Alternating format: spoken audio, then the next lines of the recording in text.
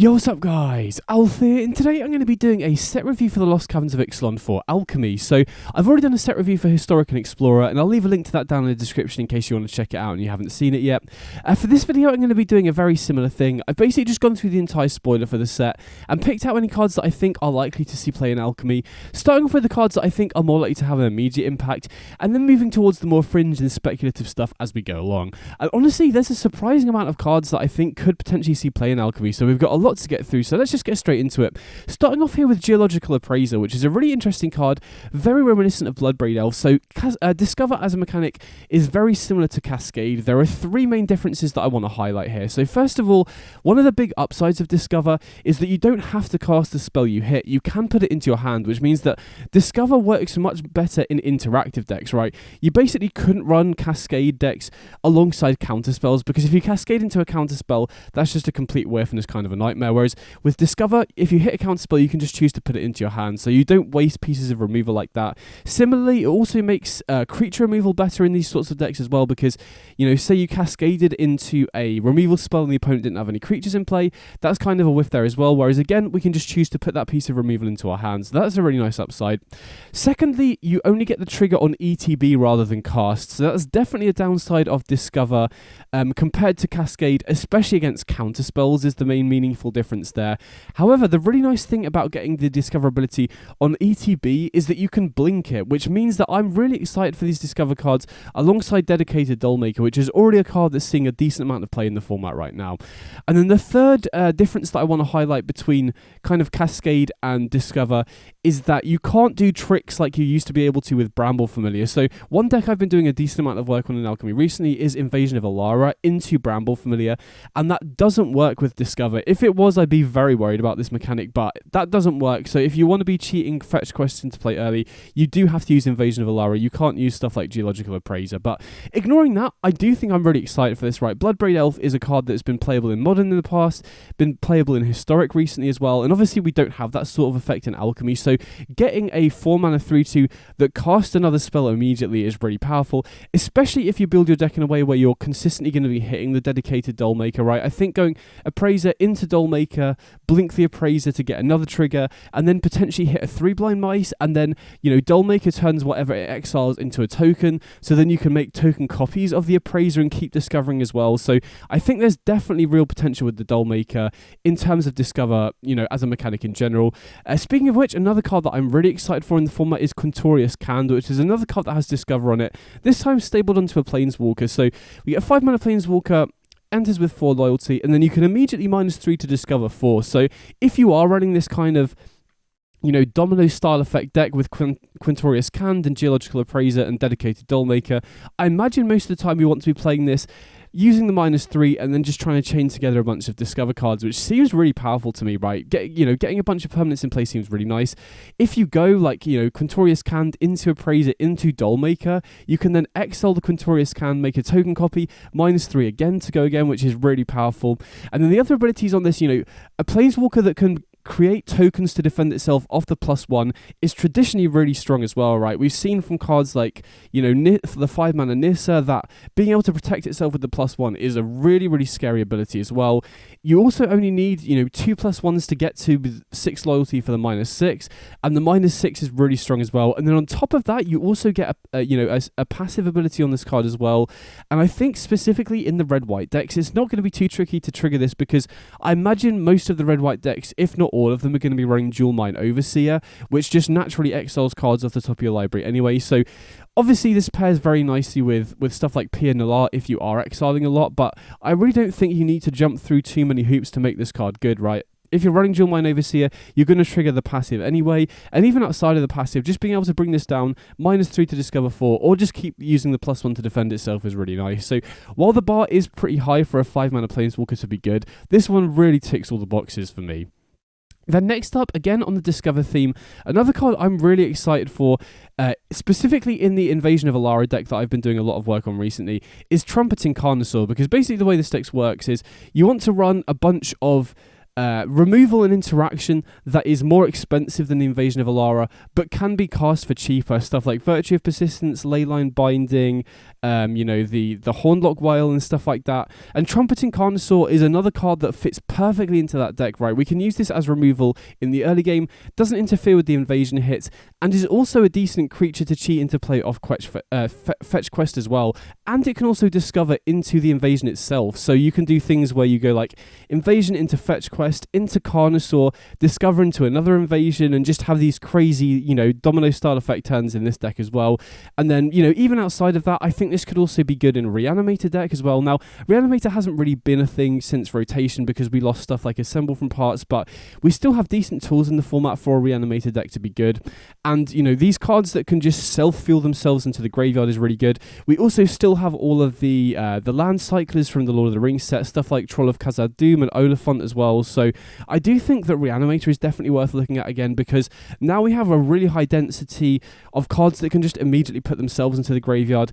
And we also have Lich Knight's Conquest, which is a card that can sort of, a living end style effect that can mass reanimate as long as you can get multiple artifact tokens into play, or, just tokens in general. So I definitely think that a Lich Knight's Conquest Reanimator deck with, Trumpeting Carnosaur and the land cyclers could also be a really powerful deck as well. So next up we've got Glimpse the Core, which I think is a really big deal for Alchemy, because we've never had this 2-mana rampant growth style effect in the format. Obviously we've seen ramp decks in the past, but they typically rely on going like Delighted Halfling into a 3-mana ramp. So getting 2-mana ramp that's really difficult to interact with is huge. Obviously we have access to a bunch of different 2-mana dorks, but obviously the huge weakness of those is that they're very vulnerable to creature removal. So getting this style of ramp that's really difficult to interact with is a huge boon for those sorts of ramp decks. So I have been working on some ramp shells in Alchemy quite recently, and it did feel like it just missed early acceleration. So getting this in the format is a very, very big deal for those sorts of decks for sure. Obviously the big drawback of this, as opposed to similar cards that we've seen in the past, is that it can only fetch a basic forest, which I do think limits the number of colours you can play in a deck. After last format, I've been trying to get Domain Ramp to work to enable Leyline Binding, and I just don't think it's quite viable. And I think with Glimpse the Core basically just only allowing you to put a basic forest into play, I think you're only really going to be interested in 2 or maybe 3 colour ramp decks at max. But this is a very, very big deal, and I think this basically takes ramp decks from kind of unplayable to definitely a viable option now because of this card alone. Speaking of which, another card that I think could work really well in a ramp shell is Hulking Raptor. So this is a 4-mana 5/3 with Ward 2 that essentially ramps you, to potentially 7 mana on turn 5 or even turn 4. If you go Glimpse the Core into Hulking Raptor, you can potentially have 7 mana on turn 4, which is a really big deal. Now, obviously, as I've mentioned, I don't think you really want to be going into too many colours, specifically because Glimpse can only put a basic forest into play, but you can curve Hulking Raptor into Huatli pretty nicely. And I also think there's a decent amount of incentive to stick to kind of a dinosaur synergy deck with ramp, because we also get a new card from the set called Intrepid Paleontologist, which is a really cool 2-mana dork that not only gives you the ability to exile a card from a graveyard, which we've seen on mana dorks in the past, but having access to this is pretty nice. But you can also cast dinosaur spells from your graveyard that you exile with this ability as well. So if you are running stuff like Hulking Raptor and then Huatli at your top end, you can potentially recast those cards off your dork, which is a really, really powerful effect as well. So this is a really strong 2-mana dork that I think potentially, these 3 cards definitely enable a sort of dinosaur ramp deck using Huatli at the top end that I didn't really think was possible in the past. So next up we've got Molten Collapse, which is another really powerful card that I think is going to see play in Alchemy for sure. So this is basically just Dreadmaw with upside. Now, I do think the upside on this card, being able to kill a non-creature, non-land permanent with mana value 1 or less, isn't that relevant in Alchemy right now. I can't really think of too many commonly played permanents that fit that bill, but even outside of that, just destroying a creature or planeswalker for 2 mana, even though its sorcery speed is good enough to see play, right? I think if Dreadmaw was reprinted in Alchemy right now, it would see play. So the fact that you get essentially a Dreadmaw that is sometimes going to be able to kill other permanents as well is just pure upside. So I definitely expect this one to see play in Rakdos-style mid-range decks going forwards for sure. Then next up, we've got Inti, Seneschal of the Sun, which is another really interesting card, specifically in the Pugnacious shell, because this is a really nice enabler for Pugnacious that also just leans into the more aggressive game plan. The fact that you can trigger this immediately on turn 2 2 if you have a 1-drop that you can attack with straight away is really nice. And then the ability for you to trigger this without needing to attack is also pretty good as well, right? If you're running other cards that discard a card, you can trigger this without needing to attack if the opponent has bigger creatures in play as well. So I definitely expect this one to see play. The other nice upside of this is that it can loot away additional copies of itself, so it's not actually that bad to run in higher numbers, like 3 or 4 copies, even though it's legendary, because you can pitch it to itself. So this is a really interesting tool. Now, having said that, peer decks haven't really been that good in the format. I think, most of the peer decks have needed to be splashing green in order for Questing Druid to have enough enablers for it. And honestly, the mana base in Naya decks is pretty bad right now, which is why I think the deck hasn't seen that much success. But now with Inti, we get more redundancy for enabling the peer without needing to splash into a third colour, which is a pretty big deal. So if peer decks are popular, I definitely expect this to be a big enabler for that card, for that deck as well. Then next up, we've got Anim Pakal Thousandth Moon, which is another really powerful red-white creature that kind of leans more into the aggressive shell. And again, I wouldn't be surprised if this one sees play alongside Inti, because they both seem like they'd fit in a similar deck. So my one big concern about this card is that it dies to cut down, which is a pretty big deal. It also still dies to cut down even after the first trigger, but if this thing survives, it snowballs the game so quickly. So if you play this on turn 3 and you have a creature to attack with immediately, this goes straight to a 2/3 and you create a token. Then the next turn, you can probably get away with attacking with this because there aren't too many creatures that can just block this efficiently that early in the game. And then it becomes a 3/4 and makes 2 tokens, and then it just snowballs the game really quickly. So the really nice thing about this card is that I just think it enables a number of different decks, right? We've seen just good value red-white decks that are aggressive, like the peer decks.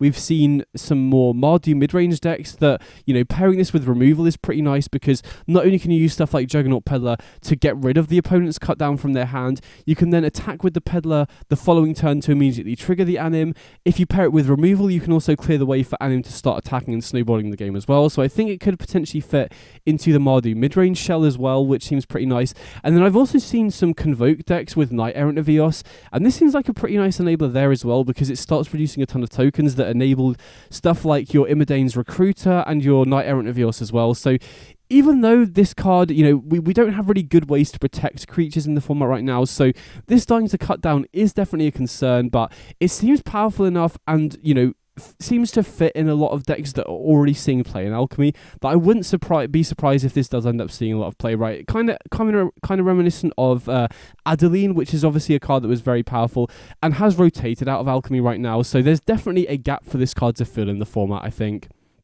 Then next up, we've got Cenote Scout, which is a very powerful card in and of itself, and is also notably a Merfolk, and we do get a lot of Merfolk support in this set as well. So 1-mana creature that explores is such a powerful effect, because this is basically either a 1-mana 1/1 that draws you a land, which is incredibly good, or just a 1-mana 2/2 that provides you some card selection, which is already pretty good as well. So in terms of Merfolk, currently there aren't enough Merfolk in the format to see play. We've obviously got the 2-mana Lord, the Vidalian Hexcatcher, which is incredibly good.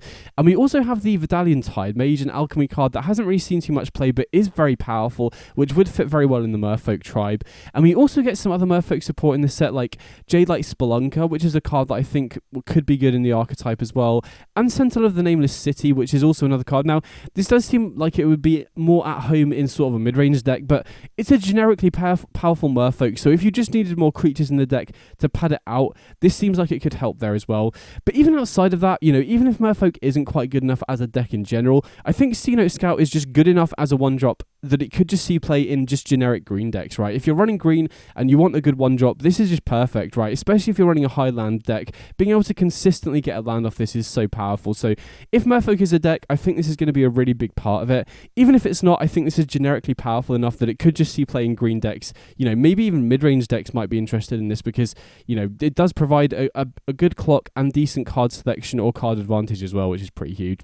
Speaking of Merfolk and just tribes in general, we also get Cavern of Souls in the format. Now again, I don't think this is really going to have a huge impact compared to older formats, because there aren't too many decks that are running the same creature type, but as I mentioned, Merfolk is getting a lot of support, and if Merfolk does see play, this is a pretty nice bonus there as well. Now again, counterspells aren't too prominent right now. A lot of the control decks aren't running counterspells in the main deck right now, like the Esper Dollmaker deck. So I'm not sure how relevant this will be, but it's definitely notable. And especially, as I mentioned earlier, I think a potential ramp deck with dinosaurs could be good. And getting Cavern of Souls in that deck to give you a Huatli uncounterable, or if you are able to get a multicolored ramp deck to work, making a Traxxas uncounterable is a very, very big deal as well. Now, having said that, we do obviously have Reprieve in the format, which gets around this. So again, I'm not sure this is going to have an immediate impact, but it's definitely a notable card that could definitely have an impact going forward, so definitely bear this one in mind.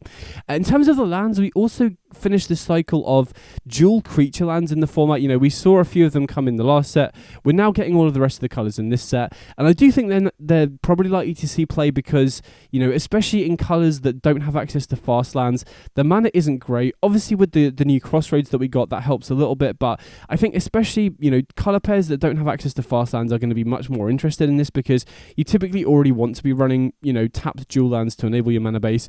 The two best ones that I wanted to highlight here are definitely the blue-white one and the black-red one. So the blue-white one is very interesting to me because blue-white is the most natural colour for control decks in the format right now, and getting a dual land that's also a creature land seems very nice in control because not only does this represent a blocker to, incentivize the opponent to not attack in, right? The threat of activation on this in a control deck is very real, but it also just seems decent as a way to start applying pressure, right? Once you hit 6 or 7 mana, you can animate this to attack and still hold mana open to interact with the opponent, so I definitely think this is going to be big in control decks.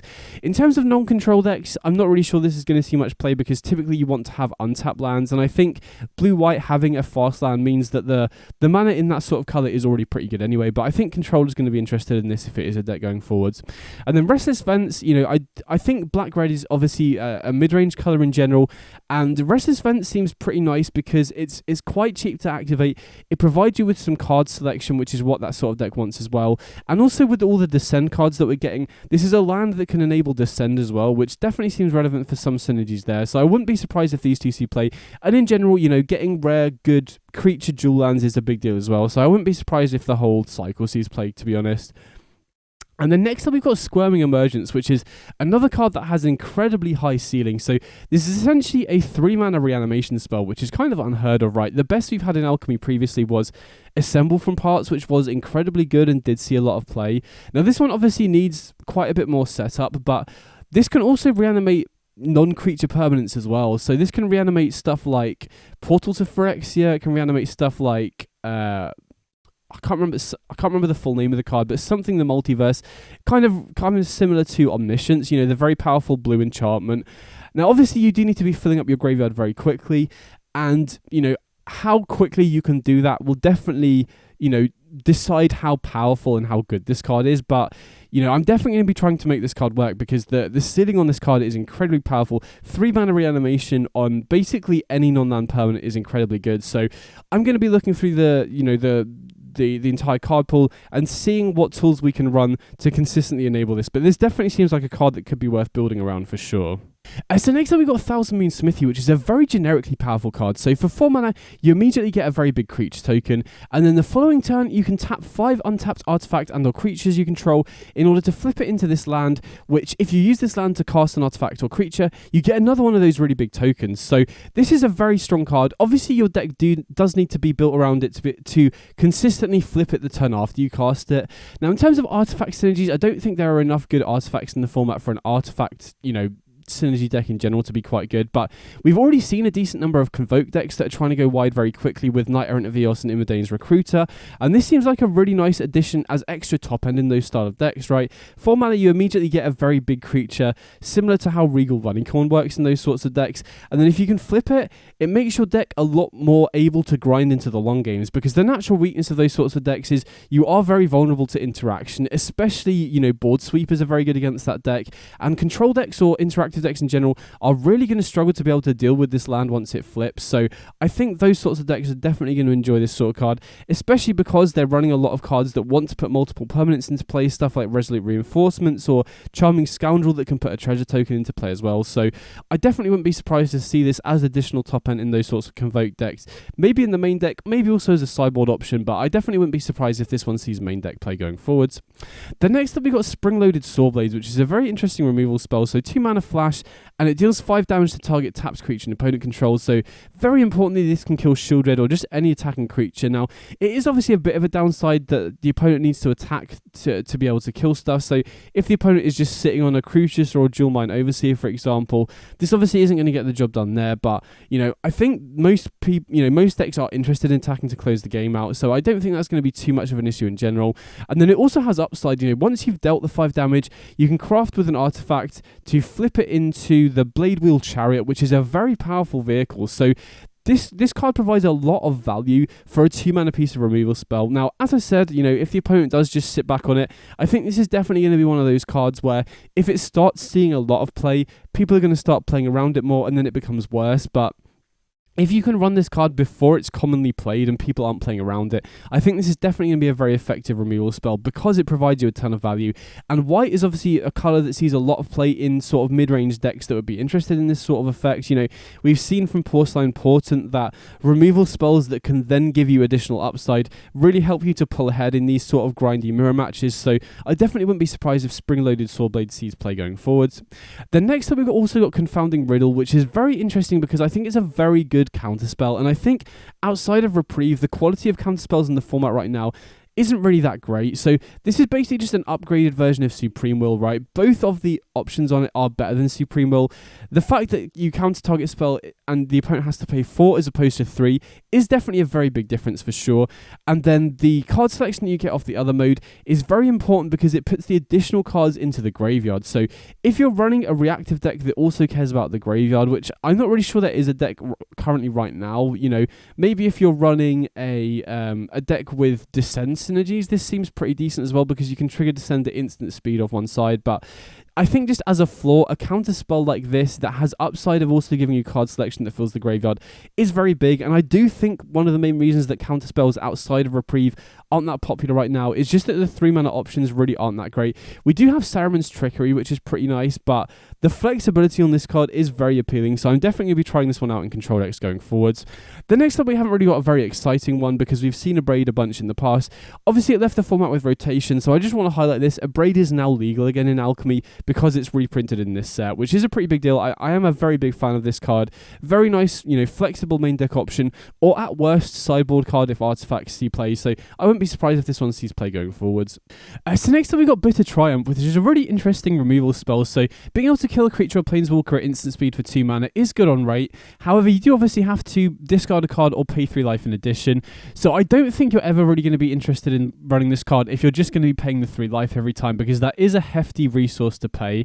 However, if you're running a deck that actively wants to be discarding stuff, like if you're running Reanimator or a Descend deck, for example, this definitely seems like an interesting option. But as I said, you only really want to be running this if you actively want to be discarding stuff. Then next up, we've got Malcolm Alluring Scoundrel, which is a very generically powerful card. This is a really strong card in the Tempo shell, which we've seen quite a lot of recently. I've seen both blue-green and blue-black fairies, which is, plays the Tempo role very well. And I think this card, even though it's not a fairy itself, is really, really good on rate, that I think it's worth running even though it's not a fairy, right? So the ability to loot every time you attack is very, very powerful. And then once you've got 4 or more counters on it, if the opponent can't kill this and you can back it up with counter spells, you just start snowballing the game because you get to cast all the cards that you discard essentially for free. Now again, I think that's, marginal upside. The looting ability on this is powerful enough in and of itself. And the other nice thing about the looting ability is it mitigates the legendary drawback of this, because if you do draw it in multiples, you can always just loot away the excess copies. So even though this isn't a fairy, I think it's strong enough to see play in those Tempo decks going forwards. So next up, we got Preacher of the Schism, which seems like a very interesting option for mid-range decks, kind of comparable to Lord Skitter, which is already a card that sees a decent amount of play in black mid-range decks at the moment. So I think the only real upside of Lord Skitter over this is that you get additional graveyard hate with it, which could definitely be relevant if Descender decks or Reanimator sees more play. So if graveyard hate is important, I do think Lord Skitter is potentially a better option, but I think in general this card is a lot more appealing in other ways. First of all, having Death Touch means that you can much more freely attack with this, which is a pretty big deal. I mean, obviously, the upside of Lord Skitter as well is that you immediately get value if the opponent doesn't kill it straight away, right? This needs to wait a turn to get value, but just being a 2/4 with Death Touch means that if you're up against a deck that wants to be attacking you, it's very difficult for the opponent to attack in. And then if you do get to untap with it, it's also very difficult for the opponent to block efficiently as well, because if they do have a bigger creature, they'll have to trade off with this. And both of the attack triggers are really good, good, right? Making 1/1 vampires with lifelink on this is so much better than the 1/1s that can't block that you get off Lord Skitter. And then the ability to draw cards off this as well is very appealing as well. So even though there definitely are some, upsides of Lord Skitter over this, especially if Graveyard Hate is more important going forwards, I do think there's enough upsides on this that it could be better in the mid-range decks going forwards, but we'll have to see. I've definitely got high hopes for this one. Next up, we've got Huatli, Poet of Unity, which I think is a very strong card for sure. So 3 mana, 2/3 that gets you a land to your hand when it enters the battlefield, and then you can transform it for 5 mana into this very powerful saga that creates 2 3/3s, provides you some ramp, searches a dinosaur, of which there will be a good amount of playable ones, and all you have to do is really run a couple in your deck to be able to get use of this, and then it gives the dinosaurs that you choose to double strike and trample, so you get a lot of value for a 3 mana card on this. Now, I think the big issue is that I'm not sure there's an immediate great home for it, but the really nice thing about Huatli is the activated ability is hybrid mana, so you can either play it in just green-red or just green-white. You don't need to be running Naya for this to be a good option, and so again, I was mentioning earlier that like a ramp deck could be good. Now, this doesn't unfortunately ramp the land onto the battlefield, but getting a land into your hand is still good. And this is also just a payoff for ramping as well, right? Once you get to 5 mana, this is a very nice payoff for hitting it. So I think the biggest issue with this card is that I'm not sure there's a good natural home for it right now, but just in terms of pure power level, this definitely feels like it's good enough to see play for sure. So next up we got Brass's Tunnel Grinder, which is another card that I think is really interesting and has a lot of potential. So this is kind of like Valakut Awakening, except very importantly, it discards the cards to the graveyard rather than putting them back in the deck, which is a very big deal. And then, once it has 3 ball counters on it, it transforms into this land, which is incredibly strong in the late game, right? It basically just gives all of the spells that you cast off this Cascade, or, Discover in this case, but that's an incredibly strong late game engine. So, the really nice thing about this is it's kind of self-fueling, right? The turn you cast it, as long as you discard at least 1 card, that triggers the Descend to put a ball counter on it, which is nice. For this card to be good, I think you need to be running a very Descend-heavy graveyard deck, because first of all, you need to be able to descend on each of your other turns in order to flip this very quickly, right? Even if you flip it as quickly as possible, you don't get to use it until, turn 6 at the earliest, I believe, so you do need to be running a lot of Descend enablers to consistently do that. One of the issues with this card is that I think one of the best Descend enablers in the format right now is Crucius, right? Crucius is just one of the most generically powerful cards in the format, and I don't believe Crucius triggers this because this checks if you've descended at the beginning of your end step, which is when Crucius triggers, so I don't believe Crucius enables this, so you will need to be running some other Descend enablers in order to flip this. But I think you can do that. There are definitely good enough options. And once you do flip this, it gives, even the late game decks are really going to struggle to beat this sort of effect.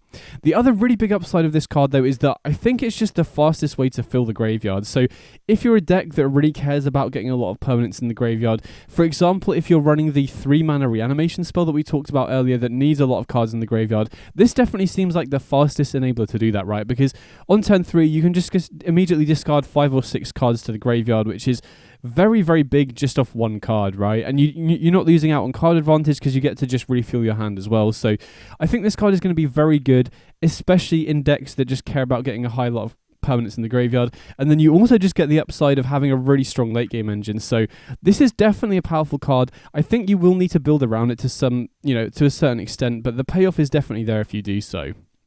Then next up we've got Helping Hand, which is essentially the white Unearth. Now obviously Unearth isn't in Alchemy, so this is by far the best version of this card that we've ever had. 1 mana to get back a 3-drop is really, really strong. Entering the battlefield tapped is largely irrelevant in Alchemy, and there are a decent amount of good 3-drops to get back with this. Obviously, in the Mardu deck, you've got stuff like Crucius and Dual Mine Overseer. There's Anim Pakal that's, come out in this set as well, so I definitely think that this has the potential to see play. There's also the potential of using this with Jarsil as well, which is really nice, right? You can use this to get back Jarsil and then use Jarsil to trigger this immediately, which is very nice. Now, having said that, Naya isn't really a deck, and I definitely don't think you can afford to be running 4-color mid-range in that sort of deck, but, this interaction with Helping Hand and Jarsil is definitely powerful enough that I'm going to be trying it out. But yeah, very, very strong card on rate. Just have to try and find a good home for it, I think.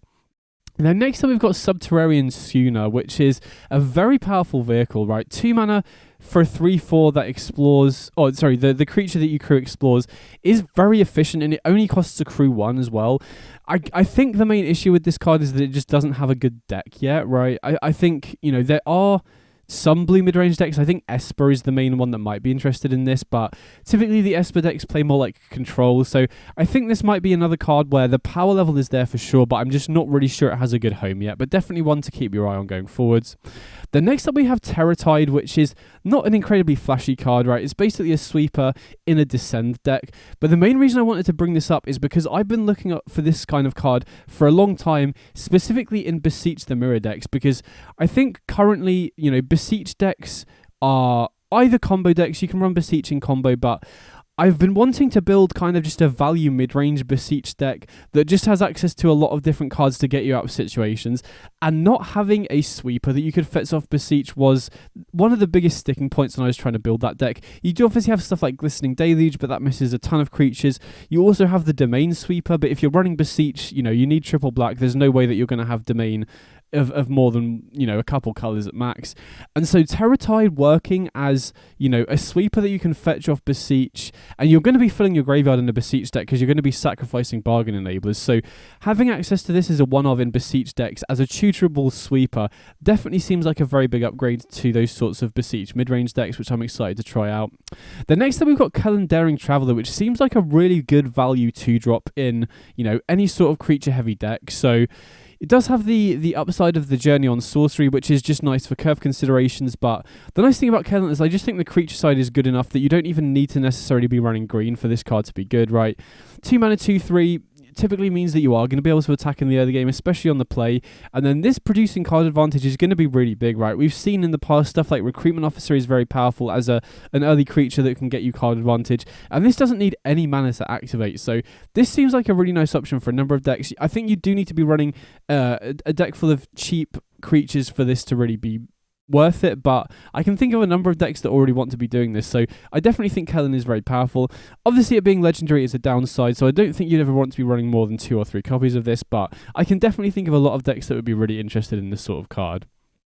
Speaking of humans, we've also got another one in this set, which is Kitesail Larcenist, and this is a very interesting effect. So it's basically, kind of similar to Brutal Cathar, but I think quite a bit better because, first of all, flying means that it's a lot easier to get damage in. Typically you want to run these sorts of cards in aggressive decks, and so, being able to fly in and deal damage with this is really big.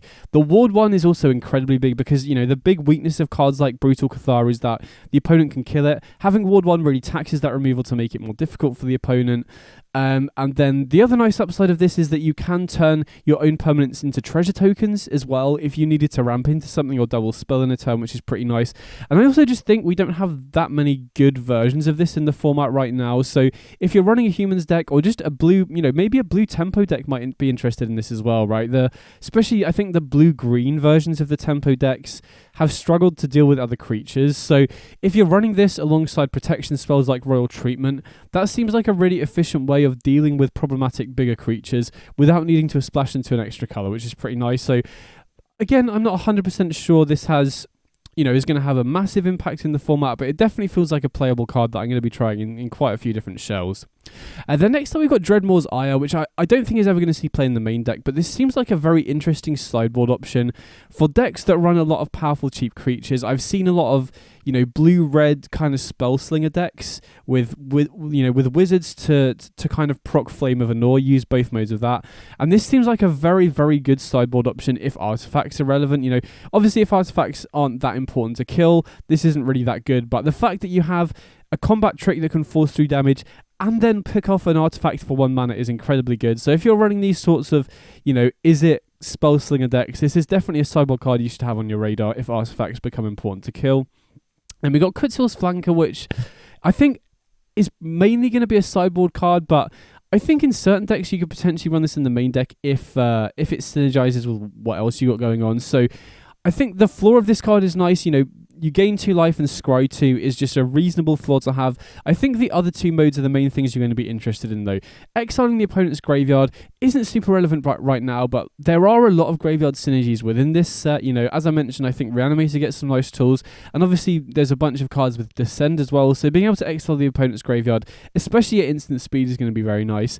And then the other ability to be able to give it +1/+1 counters for each creature that left the battlefield also means it should be a good tool against the more interactive decks, especially decks that are running board sweepers, right? And the fact that this doesn't, this procs on creatures that left the battlefield rather than gets destroyed means it does get buffs. You know, say the opponent's Sun falls and exiles like 5 of your creatures, you can just wait until main phase 2, flash this in, or wait till the end step, whatever, flash this in, and it gets a ton of +1/+1 counters. So I think primarily I'm going to be interested in this one as a sideboard card because it doubles up as something that's good against graveyard, decks that have graveyard synergies and decks that are running board sweepers as well. But very interesting utility card here for sure. And then next up we've got Bartolomé del Presidio, which is a very good sacrifice outlet. I believe this is the only free sacrifice outlet that we have in Alchemy right now, which in and of itself is a very big deal. I'm not really sure it enables anything. There could potentially be an infinite combo around this that I'm not currently aware of, so definitely let me know in the comments if I am missing something like that. But even outside of that, this is very notable because sacrifice decks haven't really been a thing since rotation, but I think just a lack of payoffs for sacrificing has been the main issue, and this is a really good one, right? Not only is it a free sacrifice outlet, but the bonus you get off this is very real, right? This can grow very quickly. A lot of the sacrifice decks are going to be running artifacts as well, so there's going to be a lot of sources that you can sacrifice this. So again, I think this is a card where the power level is there for sure, just not sure whether a sacrifice deck has enough tools. However, having said that, there are a couple of other tools that sacrifice decks get in this format. First of which is Tarian's Journal, which is a very nice sacrifice outlet. So 2 mana legendary artifact, and you can sack an artifact or creature to draw a card every single turn at no mana cost, which is very real, right? Typically in the past we've seen stuff like Witch's Cauldron off the Cursebound Witch, which is significantly worse than this because you have to pay mana. This is free to activate every single turn, which is very big. So we do get 2 very good sacrifice outlets in this, and then we also get the upside of being able to discard your hand and transform it, which is very nice because both modes work very well in different spots in the game, right? The first mode is very good in the early game where you have resources, and then as the game goes on, you've expended your resources, you can just, once you have, a few cards left in your hand, or your hand is empty, you can flip it into the tomb here, which you can then use to cast creature spells from your graveyard, which again, very, very strong late game effect to have access to. So I think the biggest weakness of this is that it's legendary, so I don't know if you'd ever want to be running more than 2 or 3 copies, but this, alongside Bartolomé, gives 2 really good sacrifice outlets in the format, so I'm definitely be trying stack decks. It feels like these 2 cards could potentially be a boost. Again, not 100% sure if it'll be enough to make a full deck, but definitely worth noting. And then finally, we also do get another decent sacrifice outlet in Fanatical Offering, which is basically Deadly Dispute, but you get a map instead of a treasure token, which is quite a bit worse. But, Deadly Dispute has rotated, so this is another decent option for a sacrifice outlet in the format. And we also get stuff like Market Gnome as a sacrifice fodder as well. Again, not 100% sure if we have enough tools to flash out the rest of the deck, but I definitely wanted to highlight these because we haven't really had much good sacrifice tools in the format, and we are getting 3 pretty decent tools for that sort of deck now.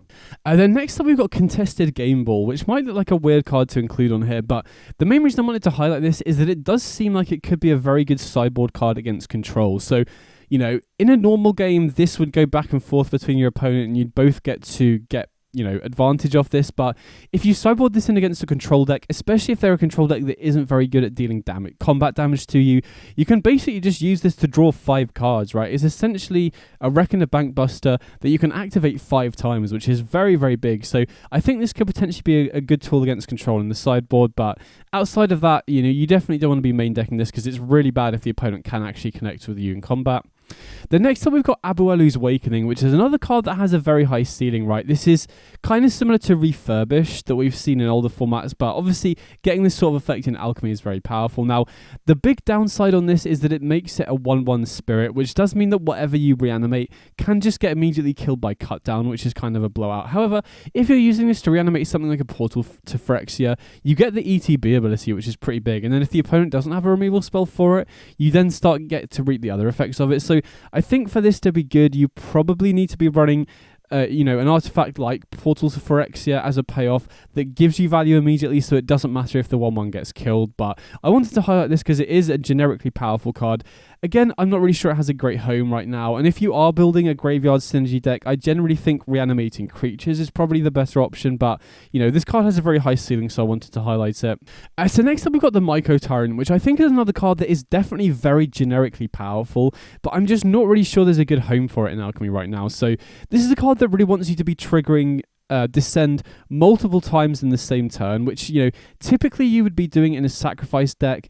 But like I mentioned, I just don't think there's that many good sacrifice tools in the format right now.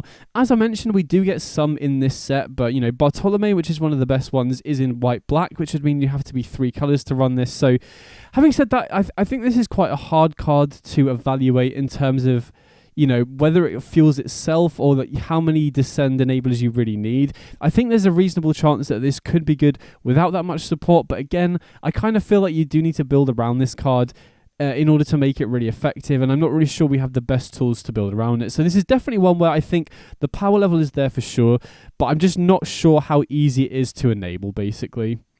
Then next up we've got Wail of the Forgotten, which is a very powerful descend payoff. So 2 mana sorcery, and there are 3 decent modes on this. Now, having said that, playing this on turn 2 without descend is fine, right? I think the floor of looking at the top 3, 1 in your hand and the rest in your graveyard is fine, especially because, for this to be good in a deck, you really want to be running it in a deck that enables descend, and this kind of fuels descend for your other cards as well, which is pretty nice.